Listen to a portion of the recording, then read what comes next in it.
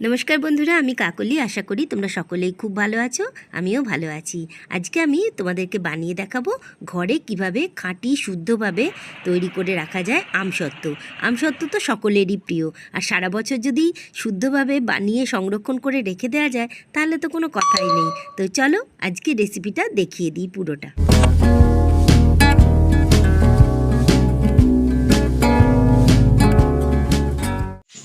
এই বছর আমার গাছে আম হয়নি ঠিকই, কিন্তু অনেকেই আমাকে আম দিয়ে গেছে, গাছ পাকা আম, সেই জন্য এই আম দিয়েই আমি বানাবো আমসত্ত্ব। তোমরা বাজার থেকে কিনেও বানাতে পারো, কোনো অসুবিধে নেই। তো দেখো, একদম প্রথমে আমগুলোকে ভালো করে ধুয়ে নিতে হবে। আমি ভালো করে ওয়াশ করে নিলাম প্রত্যেকটা আম। তারপরে আমটার থেকে পাল্পটা আমি কেটে ছুলে পুরো পাল্পটাকে বার করে নিয়েছি।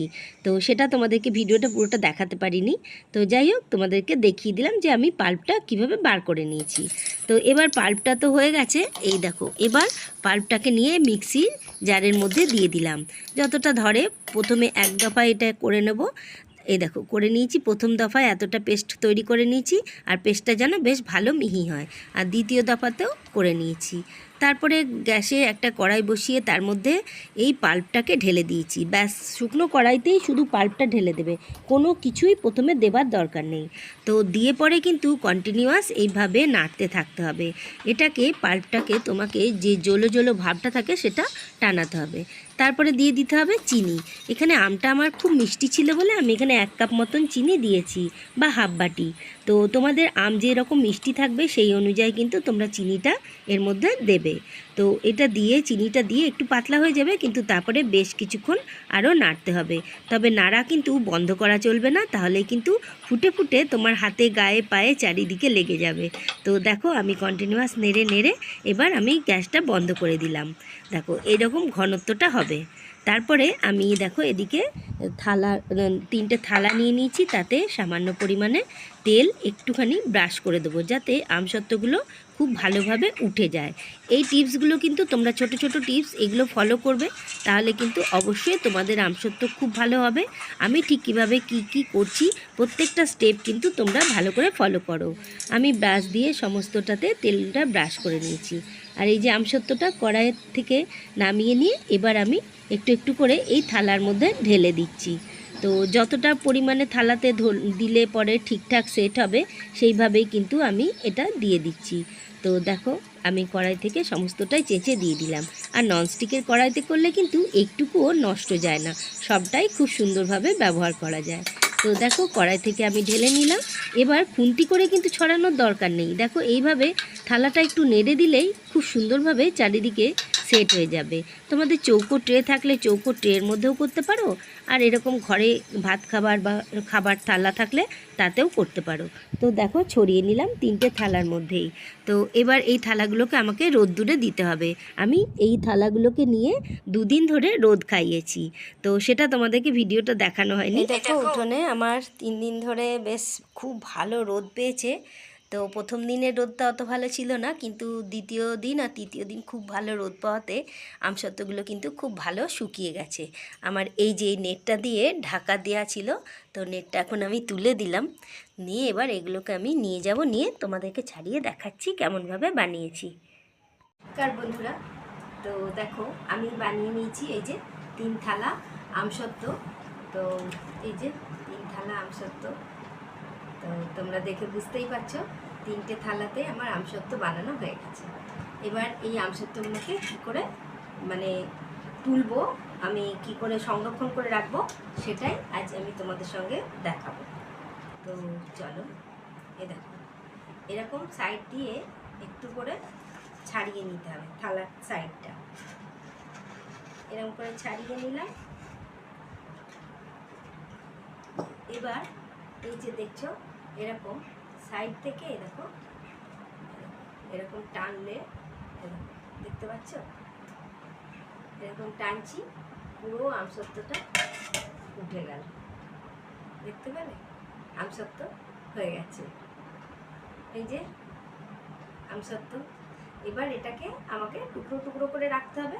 আর কেউ যদি টুকরো করে না রাখতে চাও, এরকমভাবে এই যে ভাঁজ করে, এইভাবে ভাঁজ করেও রাখতে পারো। এইভাবে ভাঁজ করেও রাখতে পারো। আর যেরকম বাজারে দোকানে পাওয়া যায় সেইভাবে আমি এটাকে টুকরো টুকরো করে রেখে দেবো। তো দেখো কীভাবে করছি। তো সবগুলো থালা থেকেই একইভাবে ছাড়িয়ে দিতে হবে। এই দেখো এরকম করে এই যে ছাড়িয়ে নিলাম সাইডটা, ছাড়িয়ে নিলে দেখো খুব সুন্দরভাবে কিন্তু আমসত্ব উঠে যায়। দেখছো, অনেকেই হয়তো পারবে না, কিন্তু মানে চেষ্টা করবে। আমি বারবার বলছি, আমি যেভাবে বানিয়েছি সেইভাবে বানালে অবশ্যই আমসত্ব ভালো হবে, এরকম উঠে যাবে। আর এটা তুমি সারা বছর সংরক্ষণ করে রাখতে পারবে। তো চলো এবার দেখা, এরকম করে ছুরি দিয়ে কেটে নেব। এই যে দেখো এরকম করে ছাড়িয়ে নেওয়া যাবে। এবার এটাকে আমি এইরকমভাবে এই যে গোল গোল গোল গোল করে এই যে রোল করে রেখে দেবো।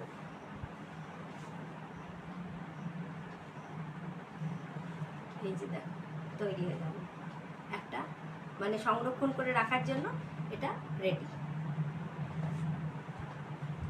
আমি সবগুলো করে নিই, তারপর তোমাদেরকে দেখাচ্ছি।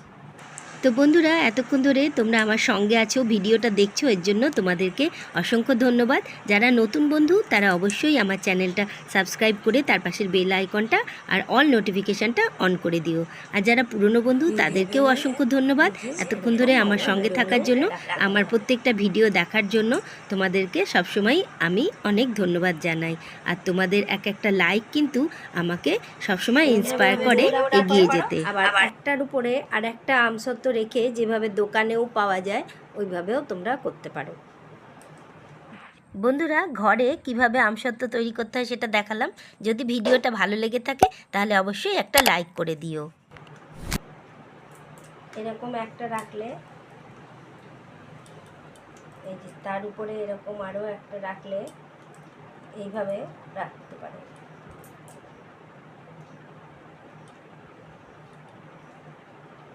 এইভাবে এবার এগুলোকে এইভাবে কেটে দিল।